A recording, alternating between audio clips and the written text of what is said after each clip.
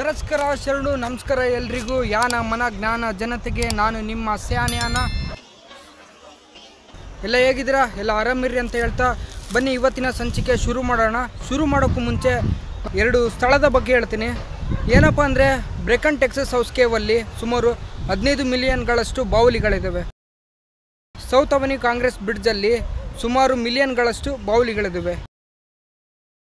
ನಾವು ಇದನ್ನು ಏನಕ್ಕೆ ಕೇಳ್ತಿದ್ದೀನಪ್ಪ ಅಂದರೆ ಈಗ ನೋಡ್ತಿದ್ರಲ್ಲ ಈ ಕಾಡಲ್ಲಿ ಸುಮಾರು ಮಿಲಿಯನ್ಗಳಷ್ಟು ಅಥವಾ ಲಕ್ಷಾಂತರಗಳಷ್ಟು ಬಾವುಲಿಗಳಿದ್ದಾವೆ. ಬನ್ನಿ ಈ ಕಾಡೊಳಗೆ ಎಂಟ್ರಗೋಣ.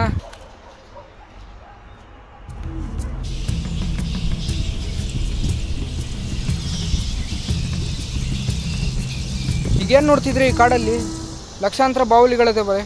ಆ ಬಾವುಲಿಗಳು ಹೊರಡೋಕ್ಕೆ ಮಿನಿಮಮ್ 25 ನಿಮಿಷ ತಗೊಳ್ತಾವೆ. ಯಾಕಂದರೆ ಒಂದೊಂದೇ ತನ್ನ ಸ್ಪಾಟ್ ಬಿಡ್ತಾ ಅಷ್ಟು ಹರಡೋಕ್ಕೆ ಸ್ಟಾರ್ಟ್ ಮಾಡ್ತಾವೆ. ಅಲ್ಲಿ ಒಂದು 20 ನಿಮಿಷ ಟ್ರಾಫಿಕ್ ಕ್ರಿಯೇಟ್ ಆಗುತ್ತೆ. ಸಿಕ್ಕಾಪಟ್ಟೆ ಬಾವುಲಿಗಳು ಬರ್ತಾವೆ.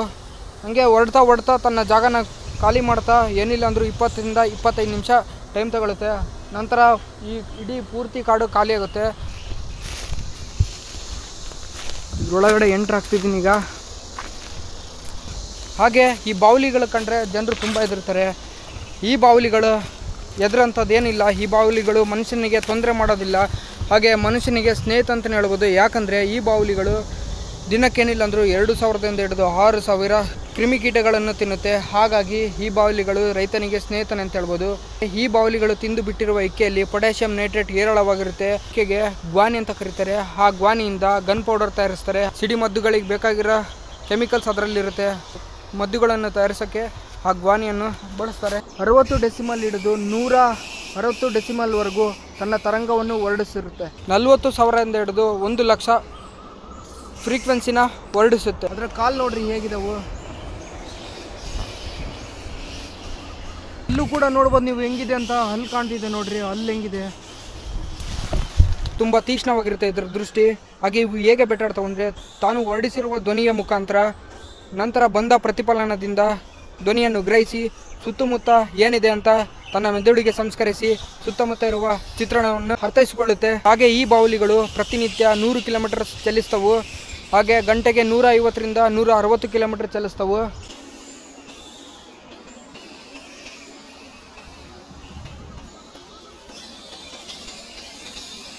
ಇಲ್ಲೊಂದು ಬಾವುಲಿ ಸಿಕ್ತು ಹೇಗಿದೆ ಅಂತ.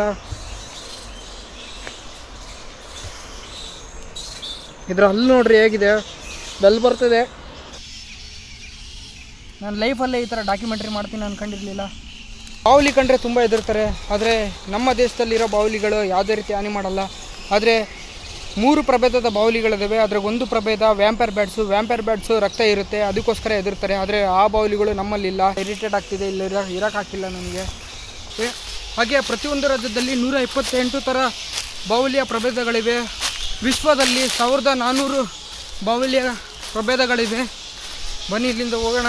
ಇದು ಕಾಡು ತುಂಬ ದೊಡ್ಡದೇನಲ್ಲ, ಒಂದು 100 ಎಕರೆ ಇಲ್ಲ 50 ಎಕರೆ ಕಾಡಷ್ಟೇ ಇದು. ಹೇಗೆ ಕರಿಯಾಗಿದೆ ಪೂರ್ತಿ ಕಾಡು, ಪೂರ್ತಿ ಎಲೆಗಳೆಲ್ಲ ಇದೇ ಥರ ಆಗಿರೋದು.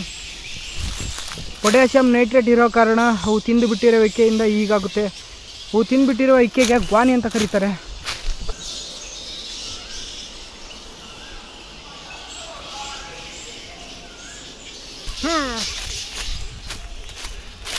ಅಲ್ಲಿ ಪೊಟ್ಯಾಷಿಯಂ ನೈಟ್ರೇಟ್ ಆಗ್ತಿದೆ, ಆದರೆ ದೂರ ಇದೆ ಅದು. ಸದ್ಯ ನನ್ನ ಮೇಲೆ ಆಗ್ತಿಲ್ಲ. ಪೂರ್ತಿ ಕಾಡು ಪೂರ್ತಿ ಫುಲ್ಲು ಬಾವುಲಿಗಳೇನೆ ತುಂಬ್ಕೊಂಡಿದ್ದಾವೆ.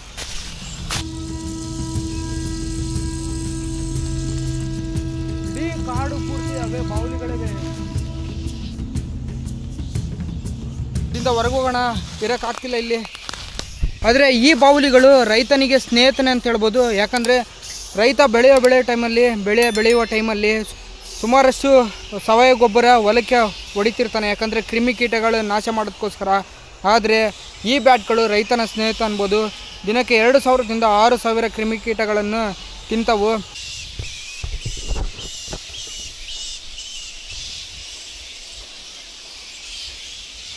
ಬನ್ನಿ ಹೀಗೆ ನೋಡೋಣ. ಈ ಕಾಡೊಳಗೆ ಇನ್ನೊಂದು ಸ್ವಲ್ಪ ದೂರ ಹೋಗೋಣ, ಹೇಗಿರುತ್ತೆ ನೋಡೋಣ.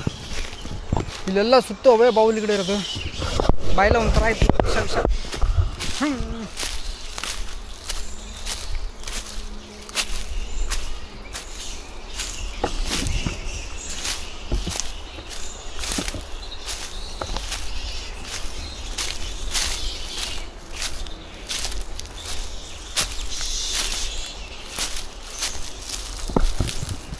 ಅಲ್ಲಿ ನೋಡಿ ಹಾವು ಹೋಗ್ತಿದೆ. ತುಂಬ ಸಿಕ್ಕಾಪಟ್ಟೆ ಹಾವುಗಳಿದ್ದಾವೆ. ಇದರಲ್ಲಿ ಬಾವುಲಿ ಬಿಟ್ಟರೆ ಹಾವುಗಳು ವಾಸಿಸ್ತಿದ್ದವು.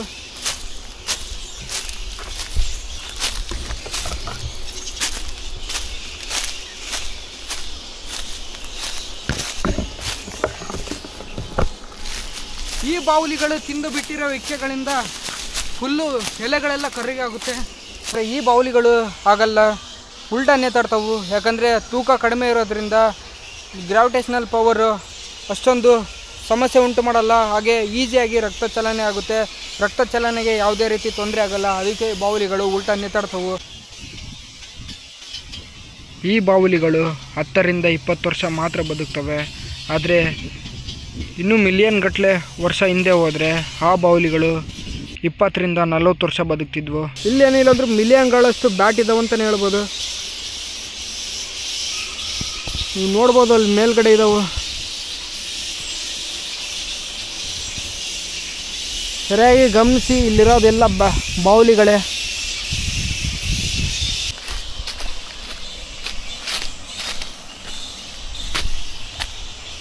ಸ್ಥಳೀಯರಲ್ಲಿ ವಿಚಾರಿಸಿದಾಗ ಅವ್ರು ಹೇಳಿದ್ದೇನೆಂದರೆ, ಈ ಬಾವುಲಿಗಳು ಇಲ್ಲಿಗೆ ವಲಸೆ ಬಂದಿರೋದಂತೆ, ಹೊರ ದೇಶದಿಂದ ವಲಸೆ ಬಂದಿರೋದಂತೆ. ಪ್ರತಿ ವರ್ಷ ಪ್ರತಿ ಬೇಸಿಗೆಯಲ್ಲಿ ಇಲ್ಲಿ ಸುಮಾರಷ್ಟು ಬಾವುಲಿಗಳು ವಲಸೆ ಬರ್ತಾವಂತೆ. ಈ ಬಾವುಲಿಗಳು ಮಿಲಿಯಂತರ ಬಾವುಲಿಗಳು ಇಲ್ಲಿ ವಾಸಿಸ್ತಿದ್ದವು. 50 ರಿಂದ 100 ಕಿಲೋಮೀಟರ್ ಸಂಚರಿಸ್ತವೆ ಈ ಬಾವುಲಿಗಳು. ಈ ಸಂಜೆ ಇಲ್ಲಿ ಸನ್ಸೆಟ್ ಆಗುತ್ತೆ, ನಿಮಗೆ ತೋರಿಸ್ತೀನಿ. ಇಲ್ಲಿ ಸಿಕ್ಕಾಪಟ್ಟೆ ಬಾವುಲಿಗಳು. ನಿಮಗೆ ಡೌಟ್ ಬರ್ಬೋದು, ಈ ಬಾವುಲಿಗಳನ್ನು ಪಕ್ಷಿಗಳನ್ನು ಆ ರೀತಿ ಹಾರಾಡ್ತವು. ಇನ್ನೊಂದು ಕಾಮಿಡಿ ಏನಂದರೆ, ಅದರಲ್ಲಿ ಕೋಗಿಲೆ ಕೂಡ ಕೂಗ್ತಿದೆ. ಅಂದರೆ ಇಲ್ಲೆಲ್ಲ ಅಕ್ಕಪಕ್ಕದಲ್ಲಿ ಮರದಲ್ಲಿ ಇರ್ಬೋದು. ಸೂರ್ಯಾಸ್ತ ಆಗ್ತಿದೆ, ನೀವು ನೋಡ್ಬೋದು. ಇದ್ರ ಹಾರಾಟ ಇನ್ನೊಂದು ಕೆಲವೇ ಸಮಯದಲ್ಲಿ ಶುರುವಾಗುತ್ತೆ. ಬನ್ನಿ ಈ ಕಾಡೊಳಗೆ ಎಂಟ್ರಗಣ ನೋಡೋಣ ಒಳಗೆ ಹೆಂಗಿರುತ್ತೆ. ಈಗ ಅದರ ಆರ್ಭಟ ಅಂತ ನೋಡೋಣ. ಆದರೆ ಪೊಟ್ಯಾಷಿಯಂ ನೈಟ್ರೇಟ್ ಆಗ್ತಿದ್ರೆ ಅಷ್ಟೇ ಸಾಕು. ಬನ್ನಿ ಬನ್ನಿ. ಓ, ಒಳಗಡೆ ಫುಲ್ಲು ಕತ್ಲು ಅನ್ಕೊಳ್ರಿ.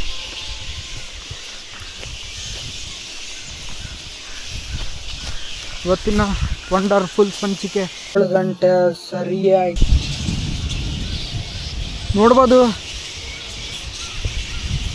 ಹಾಗೆ ಇದರ ಪರಿಸರದಲ್ಲಿ ಇರೋದು ಇದ್ರದ್ದೇ ಟೈಮ್ ಟೇಬಲ್ ಬೇರೆ.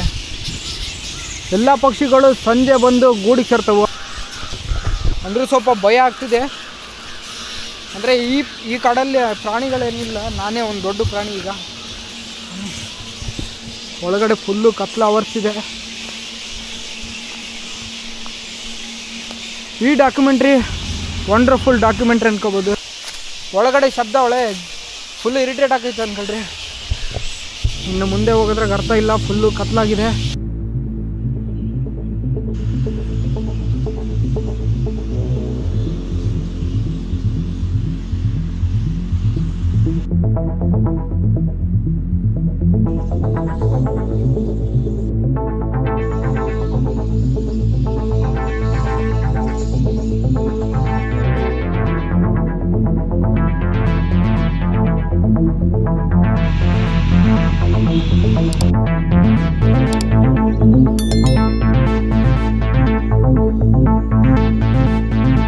ಮತ್ತೆ ಮುಂದಿನ ವಿಡಿಯೋದಲ್ಲಿ ಸಿಗೋಣ. ಶುಭವಾಗಲಿ. ಶರಣು ಎಲ್ರಿಗೂ.